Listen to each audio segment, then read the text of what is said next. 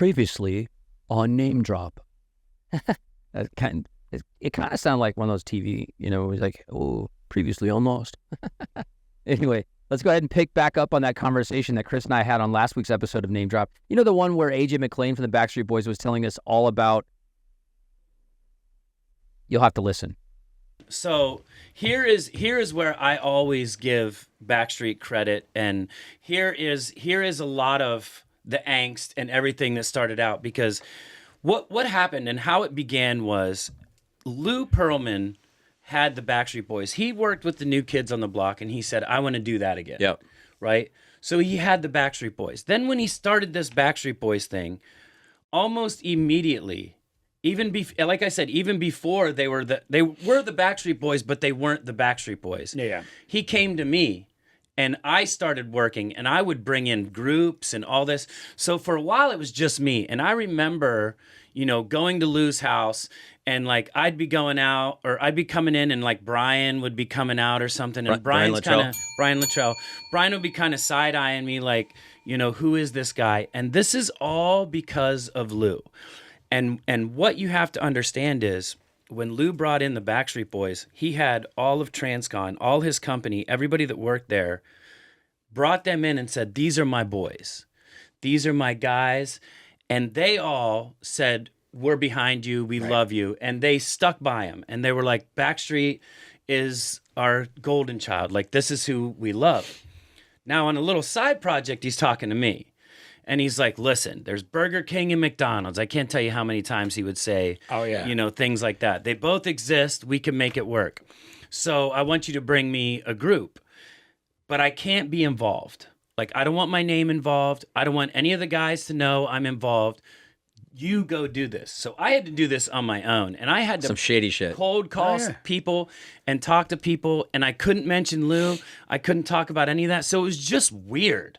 Like, I'm just a kid in college. I never knew that. That's crazy. Trying to put the first time you're hearing this? Yeah, and it's fucking shitty. That's a lot of pressure to put on someone. Well, but also to their credit, all these people they're the darlings. Lou told them, you guys are my darlings. You're my only ones. You're the only thing. Meanwhile, going behind their backs and talking with me and telling me to do bands, keeping it from them. So when we finally got the guys that we got and we recorded our first song, we actually recorded a few songs before Lance when we had Jason in the band. So we still had the band. We had the name NSYNC, and we started. They had no idea really, because Lou wanted to keep that quiet. Lou didn't want them to know that he was working because sounds about right. Because it's dirty. It was dirty pool what he was doing, telling them that you guys are my darlings, you're my only ones. Right. But I'm going to have another band here just in case this doesn't work, or have my Burger King and McDonald's too. So for us, it was tough because we would go into Transcon and we would go into those offices, the same offices where all those people are, Backstreet's our darling. These are our boys. You guys go sit in the hall. This is the redheaded stepchild. We don't want to deal with you guys because Backstreet's our thing. You guys are just wannabes and trying to do. So it was hard for us.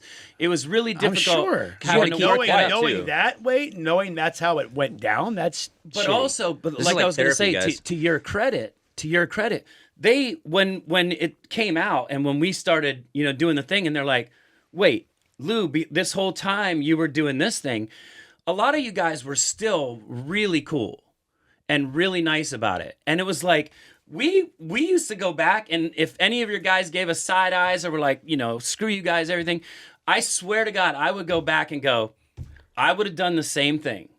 If somebody would have done that to us, I would act just like they acted. Because a lot of times it was them being angry at the fact that Lou did this to them. Did you want to go and speak to them at any given point during that time? Well, all the time. I mean, I was friends. I knew Howie, really well. And I'd kind of met AJ a couple times. And you always impressed me because your voice, even at that young age, your voice is so distinct. Thank you. And so awesome. And Brian's voice. And even when Nick developed, and even as nasally and what it is, it's a sound, and it's a cool sound. And you guys had a great sound. You had rounded it out.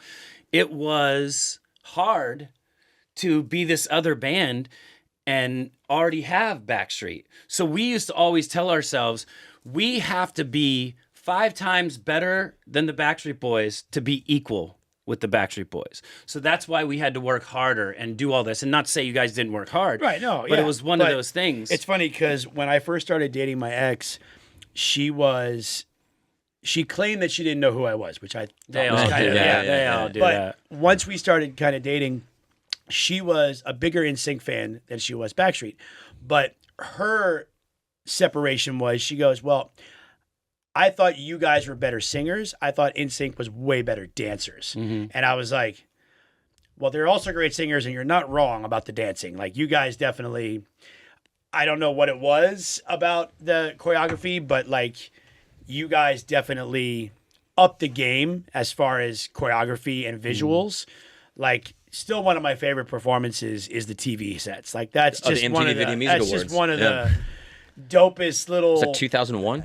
I think it was 2001. We were just talking about the other day. I was at my ex-girlfriend, obviously now, but my girlfriend married now. at the time, Danielle. I was at her place and I was exhausted. I went and laid in her bed because I was tired, and it was her family was all there. And I'm like, I'm sorry, I'm exhausted. Let me just rest. And when I woke up, I couldn't move my neck. Like, I was like, oh my God. All from the rehearsing. I just couldn't move. Like, I had a disc out. Oh shit. And I'm like, oh my God, this hurts. And I got a call from Wade Robson. Whoa. And Wade goes, hey, tomorrow I need you at the Millennia Dance Studio. We're recording this thing for MTV, which I think is going to be so cool. It's going to be like your head on a video screen. And all you got to do is this. And I'm like, I can't look. You're like, I can't even do that. direction I'm right now. Batman, bro. So what'd they do? Is it So- steroids? I don't know what they did. Probably just, young, No, you but know. that was Yeah. such a dope live performance. Like, that's just, people have asked us, like, when are you guys going to do halftime? Because you guys did halftime with Aerosmith, Britney, and we did the national anthem, which in my opinion is more nerve-wracking. If you mess that for up, sure, for you mess sure. that up, you're We're talking done. about the Super Yep. Bowl. Yeah, Yeah. if you mess that up, you're done. Yep. Like, halftime, you're doing what you do. Yeah. You know what I mean? But if you mess up the freaking national yeah. anthem, You become Roseanne. Yeah. Exactly. Yeah. You're done. So Roseanne. Roseanne. Yeah. Roseanne. I think it's the Yeah. first time we ever name dropped her. I think so. Yeah. Rosanna Dana. That's a first. No, but that's an interesting story that you just told. Like, I had no idea, but it does make sense to me. Like, knowing everything now that I know about Lou, I'm not shocked Right. to hear Exactly. any of that. Exactly. Just as I'm not like, oh my God, are you serious? I'm like, yeah. Isn't it strange, though, knowing Lou the way we knew Lou as this fatherly type figure who took care of you? I mean, he was like, I had no money. Every time I went out to dinner with him or anything, he always paid for everything. Big Papa is what I we would called try him. to pay, and sometimes I'd even sneak and pay. And then I'd be like, I got to work a double tomorrow because I really didn't even have that money. To know the Ponzi scheme, Yep. to know that Airship International, Transcontinental Airlines were fake. Yep. Being around it as much as we were around it, the fact that it was almost like your world just goes, what is real and what is not? No, it's like you're in a Paul Thomas Anderson film. Like, you don't know what's up, what's down, what's Yeah. left, what's right. And, Kevin had lost his father to cancer. He attached himself to Lou Yeah. like a father. Right. And so some of my guys took it harder than others, but I'll never forget, we were in Stockholm, and Brian was the one that, because he's like the money guy in our group. He's just good with numbers, him and Howie both. I'm horrible with math. I just, give me all the creative stuff. Yeah. Good. Yeah. Right. 2 + 5, no Yeah. idea. But he wanted to be the one to kind of kick this like lawsuit off, if you will. Like, he's like, dude, something isn't right. We're out here busting our ass, and look at what we're making. Look at the numbers. It doesn't add up. Something isn't right. Something isn't sitting right. And we're like, well, if you do this, it's going to affect everybody. So we might as well all do this as a group. And let's either go down swinging. Yeah. Or, Was it weird? Like, because you wanted to ask questions, but did you Well, feel of like course. I trust him. Well, It was you a know, machine. There Yeah. were nerves. There were definitely we literally, nerves. like, I don't want to we get kicked ended up- out. We ended up putting, obviously putting whatever his 1/6 was in an, escrow account, held it. The minute we did this, he withheld all of our equipment, mics, our name. He held all of it and was going to take it. Like, we would have lost the name. We would have lost all of our equipment. We would have lost everything. And we settled. We ended up just giving what his 1/6 was. And we basically, essentially, I won't say the number, but we basically paid for our name. Yeah. Otherwise, we wouldn't be Backstreet Boys today. We would be whatever the hell we would come up with. You know, Black and blue. Was that similar to what? Is that exactly what you went through? Correct. Similar. Because your first album, you guys didn't make shit because he took everything. Our first 3 tours, we were out, but also, you know, something you have to understand with it, because, you know, Brian was smart because he was looking at the numbers. In our group, it was JC, and JC had a relative that was a lawyer, and we're out there entertaining. We're out there having fun. You and I go out, and it's like, you know, I'm thinking to myself, I'm not working at Outback. You know, I'm on stage, shout out Outback, doing what I love to do. The money is extra. Like, the money's like, wow, I'm getting paid for this. You know, it was incredible. But once you start understanding that, you know, because with us, we got our first check. They did a big record presentation in Germany, and they gave us our first check. And the Jan Boltz, was it a big check? It was one of the big ones, yeah. Jan Boltz, who was the head of BMG Areola, came into the room before he was doing, you know, the check presentation, and he said, hey, so we're about to give you a big check. And we're like, yeah. And he goes, but you might want to have somebody look into your stuff. And this is the record label telling us this. Yeah. Because, you know, it's not what you think it is. And I'm like, oh man, it's going to be like $10. I'm like, this is going to suck. So we go out, they do this big check presentation, $10,000 a piece, right? I lost my mind. I'd never seen that much money in my entire life. Those are the biggest thing for you. I looked at Justin. We high-fived each other when we saw the check. We were high-fiving. JC's like this. Are you serious? Why are you happy? And I'm like, 10 grand, bro. We just got 10. You know, we were getting a $80, $70 per diem. Per diem, I've got my first check from Lou, $75 framed at the house. $75 per diem. Yep. I'd save that up and, you know, pay for rent, pay for my food when I'm home, but I was never home, so I was always on the road. So we're making per diem, so I thought that was the money. So to get this check, I'm freaking out. And JC looks at me, he goes, we've been touring for 2.5 years. And I'm like, I know, we just got paid. He goes, how much did you make bussing tables at the Outback a year? And I was like, oh, you're right. Yeah. I didn't think about it like that. I just thought about it as we're making music. Yeah. And making this fat guy a lot of money. Yeah, I mean, and your story, definitely. We did a show. It was like a festival show, and we opened up for the Temptations, those that were the remaining Temptations. And they stayed and they watched our performance. And then afterwards, the founding member, I can't remember his name to save my life, but gave us a bit of advice. And we've never taken that advice for granted. We've kept that in the back of our minds to this day, which is, he's like, look, boys, understand this is show business. Yeah. So while you're on stage doing your show, make sure your business isn't walking out the back door. Yeah. And we were young and still kind of, you know, on the rise. And we were like, okay. I mean, if you think about it, you're like 5 good-looking guys. You're on stage. You can dance. You got all these girls that are out there. You're not thinking with your wallet. You're thinking with your dicks. You're entrusting people that work for you to do the right thing. That they're going to do the right thing. Yeah. And, you know, Lou, like you said, I mean, I'm sure there's bigger now, but it was the biggest Ponzi pyramid scheme in history at the point that he got incarcerated. I mean, literally, it was insane. And it was also the biggest blindside and backstab. Oh, dude. If you knew how Lou was and how, you know, and even when we all started and we were doing our thing, he would, because I've got this when I've talked to the O-Town guys, you know, on the tour and stuff, they had the same thing. Who else did he have? He had C-Note. C-Note. He had Innocence. But he had all these other bands. Oh, it just kept coming. Like, and what he would do was, when he was with the Backstreet Boys, he would go, look what NSYNC's doing. These idiots. You know, can you believe that Chris has a tattoo or Chris is doing this. He'd be with us. Just talk shit. Look what these idiots are doing. Can you believe AJ has a tattoo? They're done. They're not going to make it. So it was because of that buildup. We already had the fans. Just negative energy. We know we had the fans battling out, but it was greed. It was greed. And it was how do I pit these guys against each other? Or more importantly, I don't even think he purposely pit us against each other.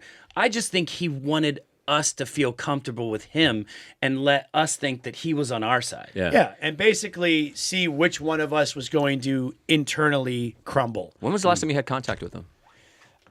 So the last time I spoke to him was probably about 3 years before he got found in Bangkok, in Thailand, which Were is you where shocked they found him. when this happened? When he got found? Yeah. Not in No. Bangkok? No. No, I wasn't shocked about that. Did you think he was ever gonna get found? No, well, I didn't know what was happening, but I literally he hit about one of my cars that I had, and he really wanted it because they stopped making that color, and so I was like, sure, I'll sell it to you. I'm not going to give it to you. I'll sell it to you, but at a discounted price.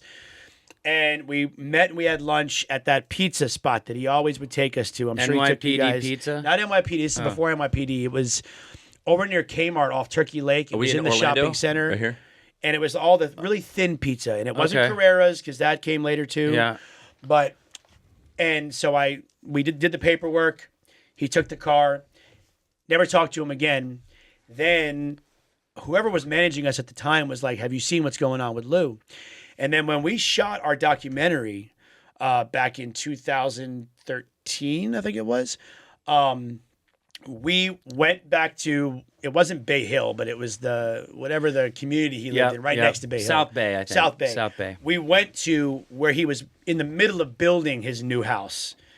And, there's nobody there. So we just like, screw it. We pulled up, got out, we walked through the house, and literally all got kind of the heebie-jeebies. It was just, it felt wrong to be there. Kevin couldn't even stay inside for more than 5 minutes. He was just like, this just feels wrong. Yeah. This is just gross.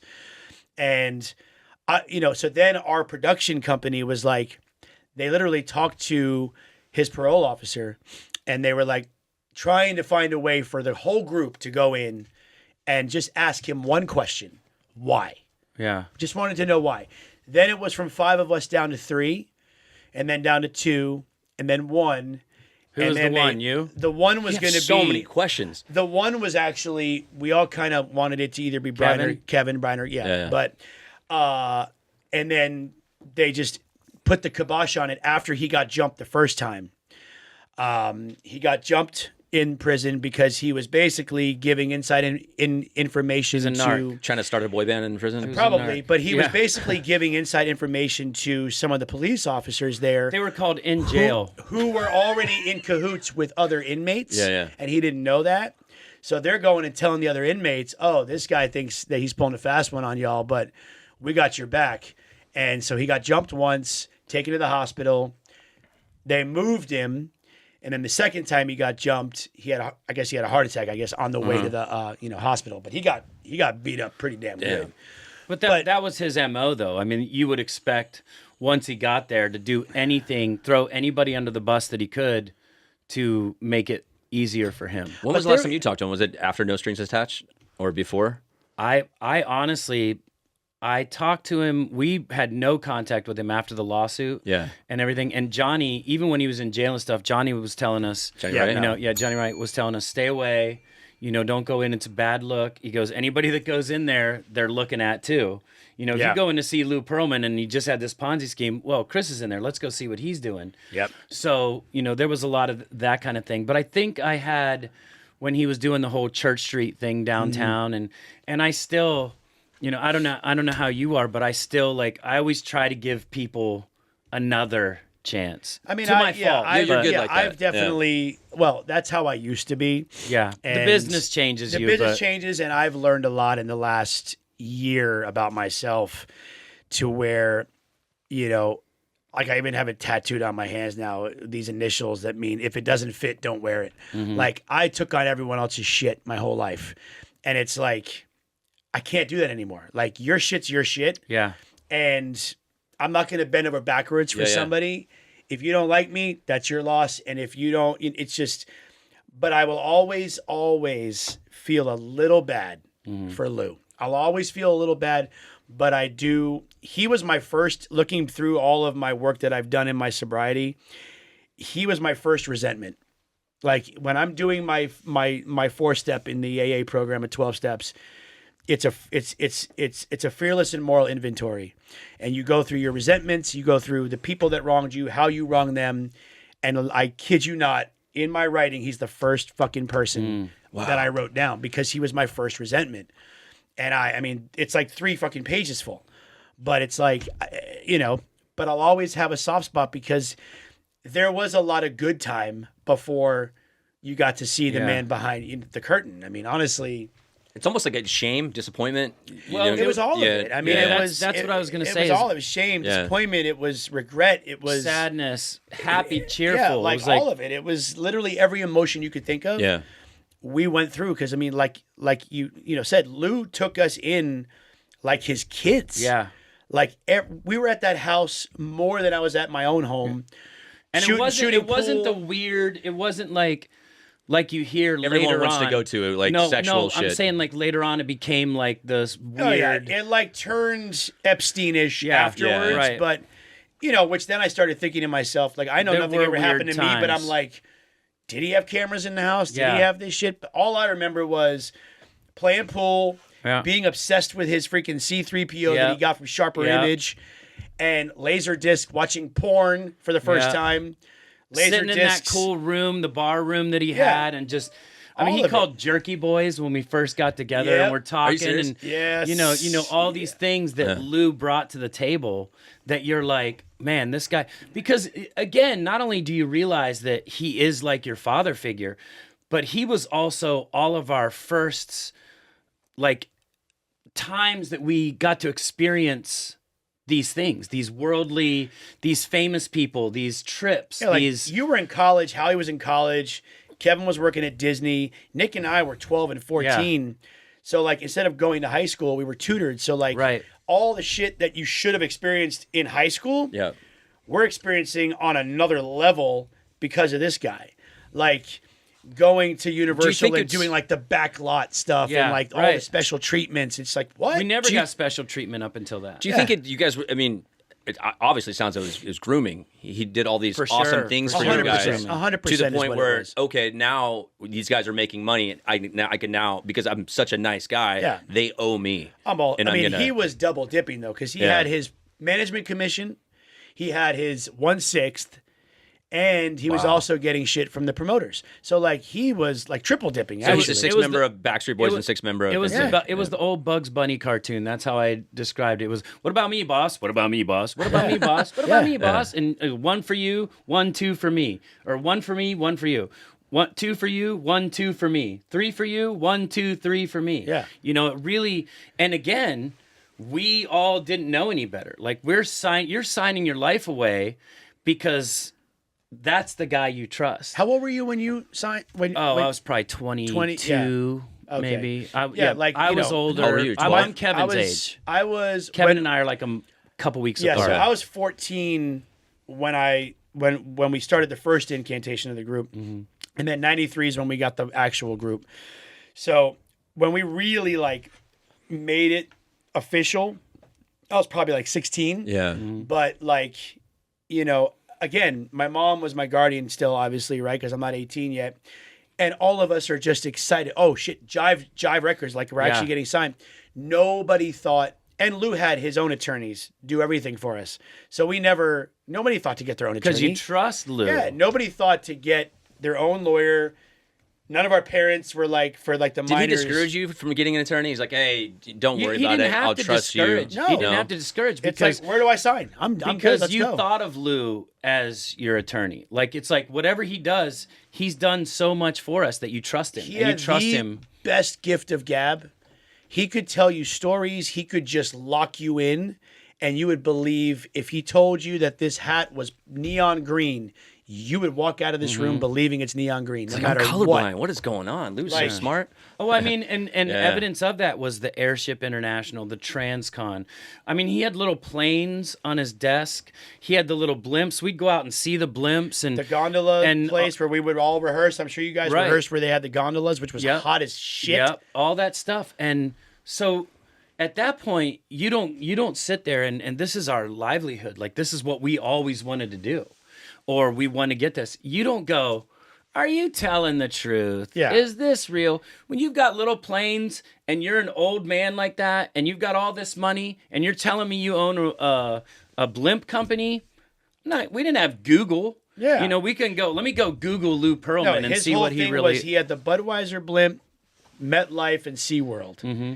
And then Goodyear was its own company. Yeah, Goodyear, you never... Oh, Goodyear. We Yeah, never no, talked no, about no, Goodyear. yeah. These are great bullshit stories. Oh, dude. it's Wait, should we just- thank Goodyear, by the way? We love Goodyear. We're all Goodyear fans now. Looking for Yes. sponsors. Yes. Yeah, right? But yeah, No, it was a time, man. there was so much involved in all that, and there was so many times that, you know, like I said before, it was I specifically never blamed you guys for the animosity. You know, I knew that was coming from Lou because he basically, without telling me, told me. When he's telling me, hey, go do this. And, you know, I'm putting this band together. And I remember when I called Justin. When I called Justin on the phone. Justin Timberlake. When I called Justin, I talked to his mom. I told her flat out, you know, listen, I'm putting this band together. I know it sounds weird, me cold calling you like this, but I do have a guy that's putting money. I can't really get into it because Lou is like, don't talk about me. You know, until Justin finally came down, then he's like, okay, I'll, you know, come out of the closet, so to speak, and, you know, talk about it. But then he did it again, and he did it again, and he did it again. Take Five. That was another one I was thinking. Take Five. All these bands he started to mold because I don't think even he understood. You were going with a great point before when you said you wanted to walk in and ask Lou why. Yep. Because I actually wrote a song right after the NSYNC days when I was doing like this rock thing called Oh Lou. And basically in the song I talk about stepping over $1 to pick up a dime. And that's what he did. If he would have been smart, I mean, you think about it.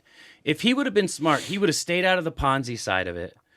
He would have stayed out of all that and stayed out of the 1/6 member of it and just said, all right, I got Backstreet. I have NSYNC. Who else did he have? Well, the others, Sino, whatever. And just said, I'm going to make money off of this. He would be okay. Oh, Like, he would be all right. You look at both of our heydays and the things that we've brought and done, and we were all out of him by the time we hit our heydays. I don't even know if I believe that Art Garfunkel was his cousin. Like, At I this don't point, even at this point. I don't even know. You can't believe anything. That was his connection to Which, music. by the way, let's ding Art Garfunkel. That was his connection to music. Yeah, it was art. Because when I saw so there's this thing called the Blue Sheet, which we got back in Orlando, which was like the classifieds for the entertainment world. And that's where I saw the audition for it because I had just gotten fired from a job at Nickelodeon, this TV show called Hi Honey, I'm Home. And ABC bought it. And right when they transferred from Nickelodeon to ABC, the producer fired me because I was too tall, and he hired his son, who was like 3 feet shorter than me, to play the younger brother on the show. That's what he said, because you were too tall. But here's my son. Yeah, and then the show didn't go anywhere anyways. Right. But literally, like, it was this like serendipitous moment where I'm just reading this thing, and it just said, the very last page, local entrepreneur who owns Airship International, Transcom, blah, blah, blah, wants to put together a group a la Boys to Men meets New Kids on the Block.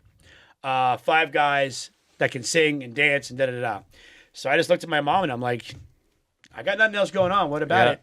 And my mom drove me to Lou's house like 2 days later and I freaking sang and danced and I was signed right there on the spot. Then you brought in Howie right after that, correct? Well, no, then we had management back then.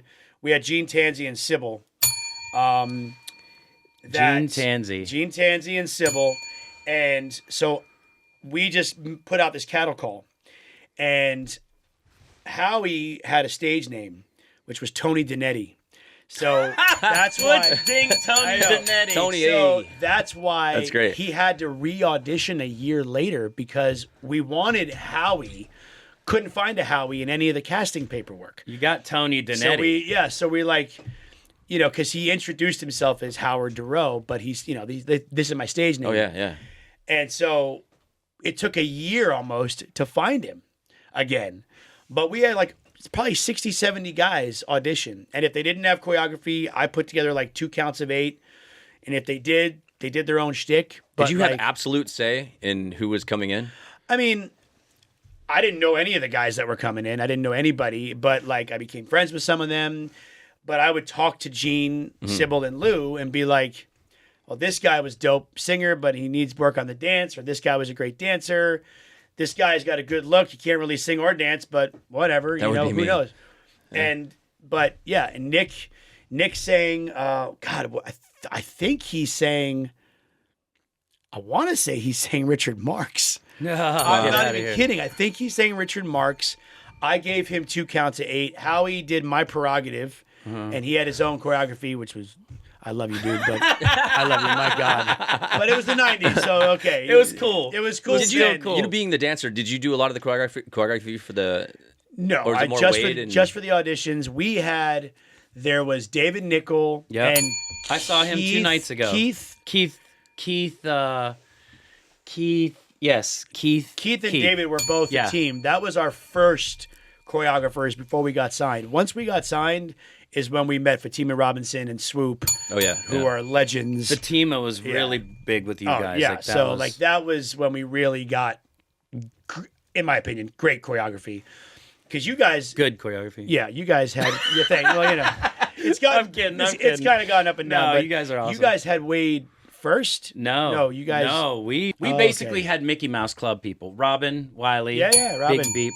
She was who in my opinion, was the 6th member of our band. We had Robin, we had Miles, and then Miles did our little EPK or the little thing that sold us. Then after that, we had Ivan Dudinsky. He was in Newsies. He was on like some stuff, and we had Ivan. And then from Ivan, we went to Darren Henson. Oh, yes. Darren we had Hicks, Darren, right. and then after Darren was Wade, and after Wade we had Jamal and Rosario, and so we've had a lot. But no, Wade was way down the line. Wade was during Celebrity. Wade was Celebrity. Wade, yep. Wade was Pop. Yep. All that stuff. Darren was Bye. Those ones. So no shit. Yeah. So that was Darren. But cool. it's so crazy that luckily. With us that we had that Mickey Mouse Club fan base. We had the Mickey Mouse Club people. Yeah. Because without Robin, we wouldn't have done what we did. Without Miles in the beginning, to have Disney-ish behind you is pretty. But Disney wasn't behind us. That's the crazy part, and that's why when we did the Disney special, when you guys, I love the story. I love how you guys always tell that story too. But when we did that Disney special, I was thinking to myself like, oh, this is a no-brainer. This is a homecoming. Yeah. Well, I've got 2 Musketeers in the band. Yeah. We've got Robin arranging everything. We had Miles doing choreography. I'm like, get red carpet. It's just, we're just going to blow up. Yeah. And they were like, well, we don't really know what this Disney special is. We're going to tape you guys doing stuff and then do a show. So it was funny. But thank goodness we had them. Between them, Miss Lynn, Justin's mom, they all were the core of making T-shirts, doing posters. That was my mom. Was Miss Lynn essentially? Exactly. That was my mom. I mean, she helped with the fan club. She helped with all of it when we didn't have any pot to piss in. Yeah. So what's the order? So the order is you, and then the second person, the second member? Second was Nick. Oh, Nick. And then Howie. And then we got Charles, and then we had Sam, and Brian and Kevin are cousins. Wait, you know what? Yeah. So, sorry to interrupt this story, but I got to know now, and I love Charlie Edwards. I love him to death, but I want to know what happened. So essentially, he was the first to be let go. And I'll never forget, we all went out to dinner, and Lou put it on freaking Howie to be the one to tell him it's not working out because Howie knew him. So I'll never forget, I went outside. I'm pretty sure we were at Applebee's, I think. I went outside to have a cigarette. You threw him under the bus. Because I was like, I don't want to watch this. I got a story. I don't want to watch this go down. Yeah. I know what's about to happen. So I'm going to go outside and have a cigarette. And I watched it go down. And then literally Charles got up from the table, kind of hugged everybody, and just walked out and got in his car and drove off. And it was told to us that, you know, he could sing, but it wasn't the greatest, and this, that, and the other. It just didn't work out. So then we get Kevin, who was working at Disney at the time. Lou's limo driver was friends with someone that worked at Disney that knew Kevin. So now we get Kevin in the group. Right as that's happening, Sam wanted to be a solo artist. Let's just call it what it was. He didn't, and he wrote this song called "Save the World." I'll never forget it, and wanted to sing the whole thing. And it's like, but we're a group. Like everybody can sing in this group. Can we all sing as a group? He's like, no, this is how I've wrote it. This is that.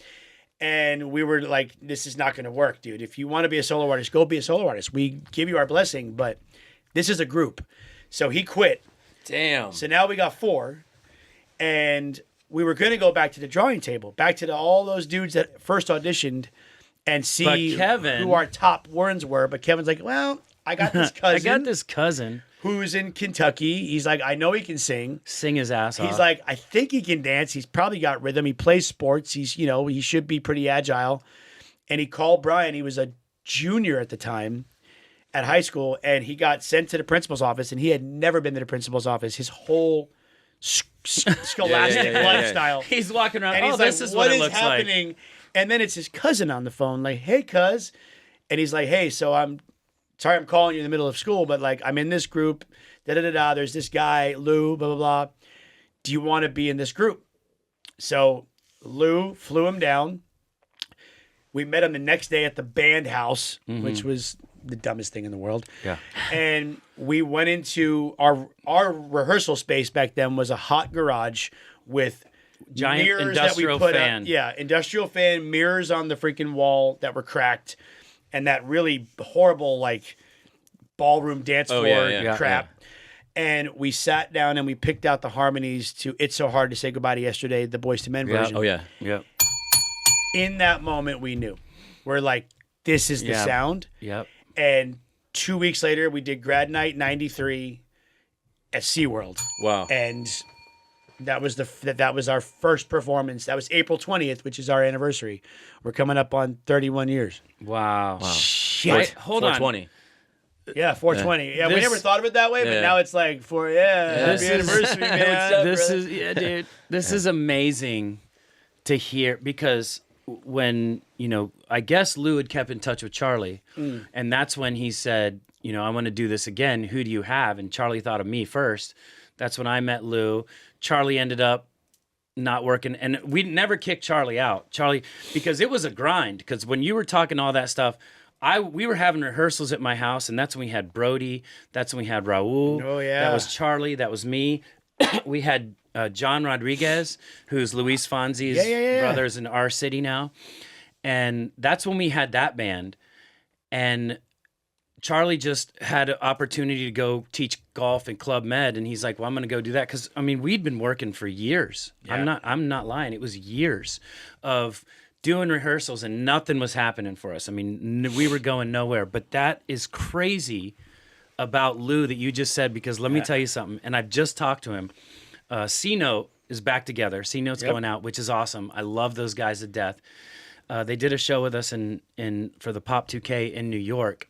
And I went in and, you know, I love those guys. I bond with those guys. And I was talking to Brody because we had a time where Brody was in the band, and it was when Justin and JC had come down. So at the time, it was me, Brody, Justin, and JC in a band. We went out one night. I don't know, you know, what went down, anything, but Lou didn't like Brody for some reason. Like there was something, he didn't fit in the band. And Lou came to me and said, Brody's got to go. And I'm like, Brody's not going anywhere. You know, this is my band. Yeah. And as I'm saying that, I'm looking at him going, this isn't my band, is it? Like, this is my band until you tell me that somebody's got to go. Yeah. We went in remember his old was it a Rolls Royce? Corniche, the baby blue one or the black one? No, it was the tan. The convertible? No, not the convertible. Maybe it was the convertible. Because he had the baby blue, the baby blue hardtop Corniche. It could have been baby blue. Yeah. He took us in that. I'm in the back seat. He's in the front seat. Brody's in the passenger seat. And we go up there, and I'm like, I can't believe he's making me come to this, first of all. Right. Because he doesn't want Brody. He wants to kick Brody out. And I'm thinking, it's just starting to happen. We got Justin JC now. We've got this Mouse Club thing. Like, it's going to be huge. And he goes up there, and we're sitting looking over a lake, and he's looking at Brody, and my gut is just like... dying because I love... It's like about to watch a hit go down. Literally. You're watching a hit. Someone's dreams just and being I'm shattered. just sitting in the back seat, and I'm just like closing my eyes like, this sucks so bad. And that motherfucker looks at Brody and goes, Brody. And I'm like, here it comes. He goes, you know I love you. I think you're amazing. I think you're an amazing singer. I think you fit right in with this band. And I'm like, that's why I thought you didn't want him in or whatever. But Chris has something he wants to say to you. Oh shit. And I'm sitting back like, oh man, this sucks. Like, I can't believe I have to watch this. Like, I have to watch it go down. No, you have to make it go. You have to drive this train. You have to literally be the one to pull the trigger. Well, I stopped for a second and I'm like, I didn't want to say anything. But then I'm thinking to myself, if I don't do this, then Lou's just going to disband everything. Yeah. And say, you know, it's not happening now. So I had to say, you know, Brody, you know, sorry, it's just not working out. Like, you know, we're not clicking or something like that. And make up some shit that Lou would tell me or Lou said that I didn't agree with. And I'm sitting there looking at this guy and you know, when we were in New York together, you know, I told him, I'm like, you know, you don't understand like how that's weighed on me forever. Like, it's still does. So do you think he just did that for one, power, and two, to see your loyalty? No, I don't think it was a loyalty thing. I think it was he just didn't like him, and Lou doesn't like to be the bad guy. No, he was the most non-confrontational person, at least in front of all of us. He might be confrontational behind the scenes, but never in front of either groups. I never saw him. He would get mad, but mad for you. Yeah. But never like at you. Yeah. And so, but ironic how it was you and Howie that had to be the ones to like I gotta break tell the you, news. Out of the last 20 plus years, this is the first time I've wanted to sit down with you guys and talk to you about everything that went down. And I didn't know if it was going to happen. I didn't know if it was like a sore subject. If it was something that you guys, I'm sure you get asked quite a bit. Look but where we're at, bro. I know. Yeah, we're doing all right. Yeah, I know, we're doing okay. Yeah, no, but it was like, because of when it went down at that time, and even at MTV, we're all like, oh my God. Can you believe what's going on to the Backstreet Boys? Can you believe what's going on to NSYNC? And then, you know, no strings attached and everything. But when everything went down with Lou Pearlman, I was like, God, I want to just pick their brains and find out exactly what happened, what went on. This has been an amazing podcast. Well, if you think about it, though, it was destined to be the fact that if you took two boy bands, which has only been a term, you know, in the 2000s, I think it really started to be coined, because back in the day we weren't really called a boy band. But if you take the two of our boy bands, you couldn't really almost find more opposite type bands. And not saying one's better than the other, just opposite places where we're at in musically and everything we do. It's all different. But you also couldn't take two bands that are more similar, you know, in the industry than our two bands. What we've been through, all these stories that the are same thing, so similar that it's everything's exactly right down it's a complete mirror. the middle. But then again, it's this and then it's this. Yeah. But that's why it worked. If it would have been this the whole time, like I said before, we had to go out and in ourselves try to be better than them, to be equal. They were first. They have, you know, these amazing songs. They have these amazing performances. They have these amazing singers, these amazing dancers. And it's like, well, we have to try to be better. You know, not saying we were, just saying we had to try to be better. You got that internal competition to be the best you could be, which was and it drove both of us. It did. Like, that's why there was no competition, like literally between the two groups, except internally. That's how I looked at it. It was like, sure. Okay, we got up our game. Like that song that they just put out, That shit's dope. Yeah. Okay, we got to up our game to be the best we can be. So we got to not be better, just be the best we can be. Well, Yeah. in your heads, be better. In your Yeah. heads, think. And I will tell you, if there was no Backstreet Boys, NSYNC would have not been what it was. If there was no NSYNC, the Backstreet Boys wouldn't have been what they were, because that rivalry drove. And I mean, there'd be times it's like the Kobe Bryant, mentality. It's the Mamba mentality. It's the, if I'm not in the gym tonight practicing, somebody else is. Oh yeah. And somebody will be in there better than me, and I can't have somebody better than me. So I have to be in the gym. I have to be the first guy who there. came first. There would be neither one would have happened without the other, essentially. Yeah. No matter which way it. Yin and yang. But look Yeah. at this now, guys. We're sitting here in spring of 2024. And this is all started 1993, 1995. Yeah, don't We got- tell us how long I ago. know, Yeah, but no, you think about like how far we've come and where we're at right now. This is pretty damn cool. You're doing a show with Joey Fatone. Yeah, I mean, How is that now? And- it's been such a look. It's organized chaos. It's not meant to be taken seriously. We're both hams. We both love to perform. What I love about it is that it's reigniting a flame for both groups. Whether he's singing y'all stuff or I'm singing y'all stuff or he's singing our stuff or I'm singing my stuff, you're seeing all these fans that years ago would never have been sitting next to each other that are now like it's okay one- to be it's a just one Backstreet Boy big- fan. yeah, It's it's okay like to be one an big NSYNC fan. family. Chris and AJ? yeah, essentially yes. But like Backstreet's taking 2024 off.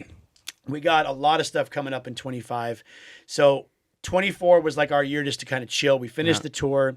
Took us 4 years to finish the last tour because of COVID. And we've got some spot dates here and there. Like we're doing the Backstreet's Back at the Beach coming up next week. Then we're headlining Lovers and Friends in Vegas. We have a festival in Germany in, I think, September. But outside of that, that's it. So we have freedom to do whatever we all want on our own.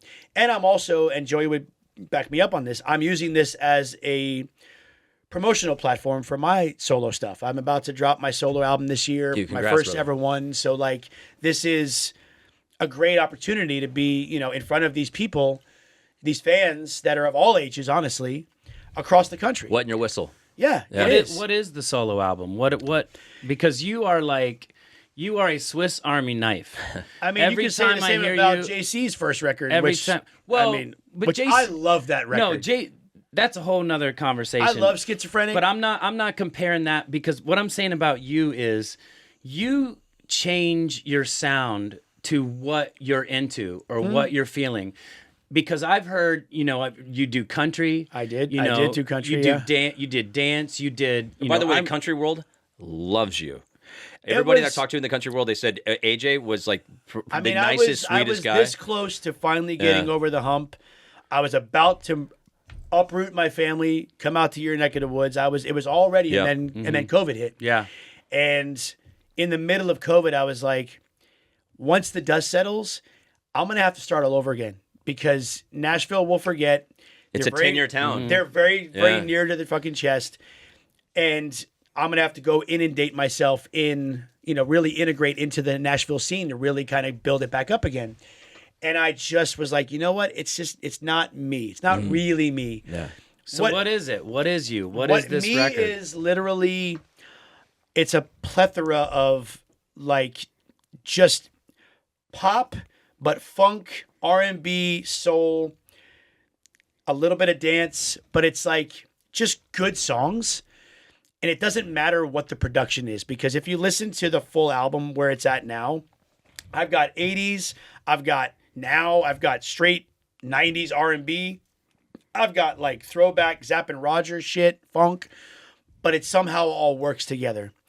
And it's just good music. There's one very special song that I'm doing on the tour with Joey. It's a song called Arizona. And it was inspired from this past summer. I spent 10 weeks in Arizona. I was in Scottsdale. I did an intensive outpatient program for mental health to really get to the root of why I'm an alcoholic, why I'm an addict. because I know that the drinking and the drugs is not the problem. There's something that started that. And I really got to the kind of nitty gritty being out there. And I also fell in love with Scottsdale. Is that I learned about one thing, which is authenticity. Like knowing now that AJ is a persona and doesn't define me, like I could never turn it off. I'd walk off stage and I would keep going as AJ, like with the women and the drugs and the parties and the this. I didn't know how to turn it off. And Brian would always say something that would piss me off to no end. We'd finish a tour and he'd be the first flight out. He'd be like, okay, I'm punching out. And I'm like, why do you look at it like that? That's fucked up. Yeah. Now I get it. Yeah. Now I get, he's right. There's our job. Yeah. And then there's real life. Like I got the two so skewed. So now it's like, I'm on the first flight back home when we're done on a freaking tour. Like, I can't wait to get back to my kids. I can't wait to get back to my house and like calm and normal. So this whole project is under my actual real name. It's under Alexander James. I want to introduce the world to who I really am. Yeah. You know me as a Backstreet Boy. That's great. I'm never going to bite the hand that's fed me. It's my own hand.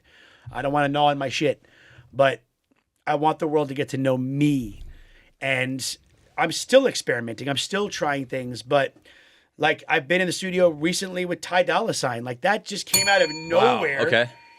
And we're doing some dope shit. Like the magic of social media. Like he literally DM'd me and I thought it was some bullshit. I'm like, there's no way this guy is hitting me up. Or he wants the whole group for something. He's like, no, dude, let's get in the studio. Let's create. And I was like, okay. And sure enough, this is for you both, like for all the relationships that you've made along the way, especially the last 30 years. And you think about like you're able to do these things now, especially a sober mind.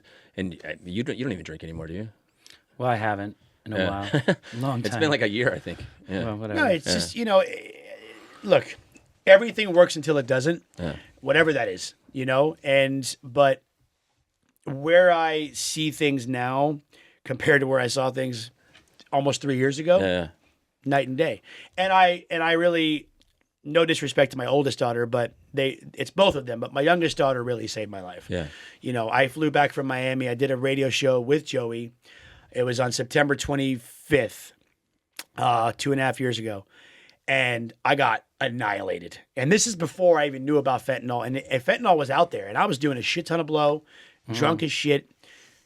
I got lucky. I dodged a bullet because fentanyl was already on the rise, but it wasn't actively as bad as it is I lost now. a friend. Yeah. I've lost 12 now. Oh my God. And literally flew home, still smelled like a bar, went to hug my kids. My youngest pulled away from me and she said, "You don't smell like my dad." And that destroyed me. And the very next day, I went back to a meeting. And I've been sober ever since. So tell me this, knowing now what you know, to quote Spider-Man, know your power and know, how does that change you going forward, knowing that you are AJ McLean from the Backstreet Boys? You have people looking up to you. You have this whole road to sobriety and all these things that you're doing. How do you kind of give back and go, look, this is what I did? Like, you're very vocal about it. Yeah. So is that how you keep it and go, listen, this is what I went through. Let me help you. I know. And even just talking about it, we sit here and we're like, yeah, I remember partying days.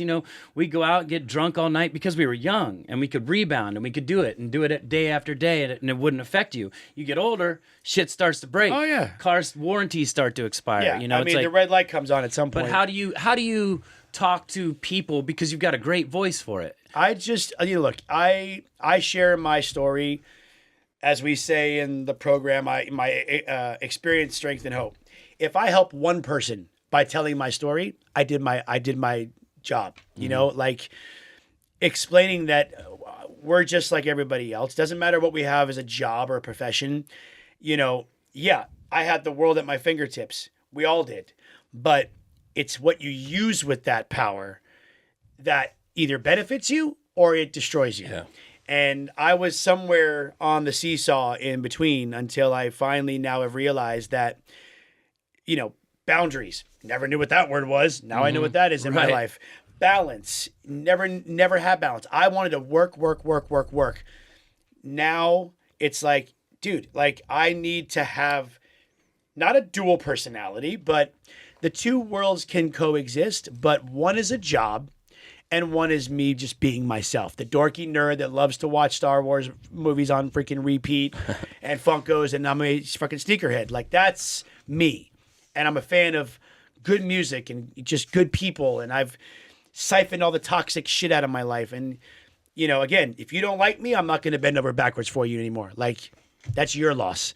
And I've been able to now clearly see the people I want in my circle and the people I don't want in my circle. Well, that has a lot to do with the family too, because your kids, and you know, being there now and understanding, you know, one main point that you brought up when your daughter did that to you is the difference is you go out and you're AJ on the stage and you're AJ doing that stuff.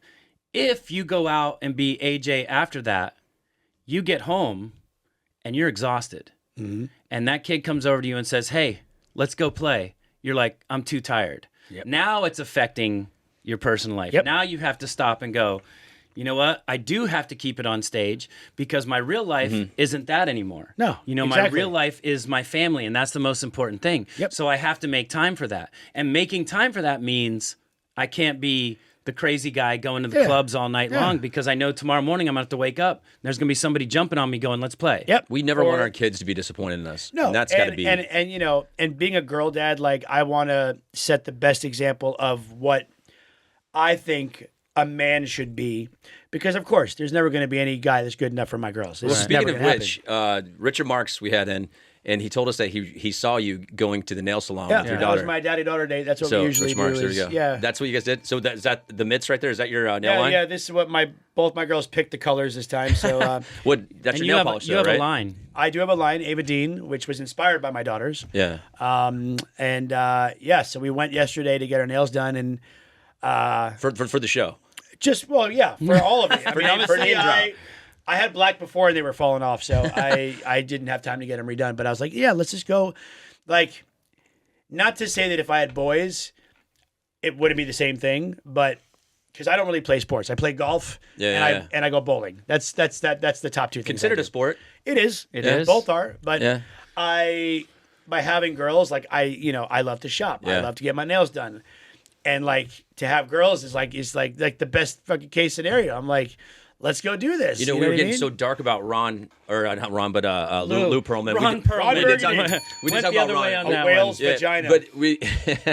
But to see you light up, and you get that way too when we talk about Nash, you can't help it, but you light up as soon as you start talking about your daughters. Oh, yeah. I think it's pretty cool. Dude, it's been 20 plus years since I've seen you, and it's so awesome to see you. I'm so happy you came in, and I'm glad that we got to do this because, hell yeah. I mean, everyone's been wanting to know. For all of us. Oh my God. It is, but that's what I love about, like, even when like you and I catch up backstage somewhere or we shoot the shit on the phone or we're at one of the cons, somehow our conversation goes into something that becomes like a purge. Yeah. And it's just nobody else has gone through what we've gone through. Nobody will ever understand. And it's that, like, afterwards I just kind of go, oh, yeah, like, thank you for that. Like, good shit. Like, even being out with your brother right now, like being out with Joey, it's like some of the talks that we're having is the same thing. It's just like, yeah, dude, like, I'm hearing some stories, I'm seeing some videos, I'm seeing some stuff, and I'm just like, okay, cool. Well, we know Joey's got the stories. Well, let's make some more memories by singing our final song to end the show. This is where it gets I'm gonna tell you, you're gonna be blown away. Okay. I mean, I've got it. What do you mean by blown away? Like, blown which way? Yeah, I want it that way though. Like we had Kobe Calais. We just had Richard Marks. We've had some great singers on here, and Low Cash. I was in the 8th grade choir. Yeah, then you got kicked out. It was like 8th grade. You didn't make the high school choir. You didn't make the cut, I'm not the best voice, but he puts up with it. Okay, I'm gonna say I'm not very good at all, but it'd be an honor to do. And all we do is we just go name drop, and you can harmonize if you want to. Name drop. And how about I'll harmonize? Okay. Name drop. All right, ready? Name 1, drop. 2, 3. Name drop. Yeah. That was pretty good night. That was a little rub too. Yeah, that's That was a little rub. That was like a that's 7. what I just said the last That time was a we little tried rub. it. I'm like, Oh my god, that wasn't that good, was it? no, the rub wasn't Yeah, that the good. rub that wasn't mean? good, Oh, I but thought it- the rub was rub good. was, Oh no, you know what it is? It's a tick. Yeah. It's the I have no You idea. got bit by a tick? Many times. Yeah, You But, have uh, Lyme dude, disease now? brother, damn man. those ticks. Absolute pleasure, man. Dude. Always, awesome. always a pleasure. You're the dude. best. Yeah, You're the I gotta best. say that was good. A fun name drop. Name drop.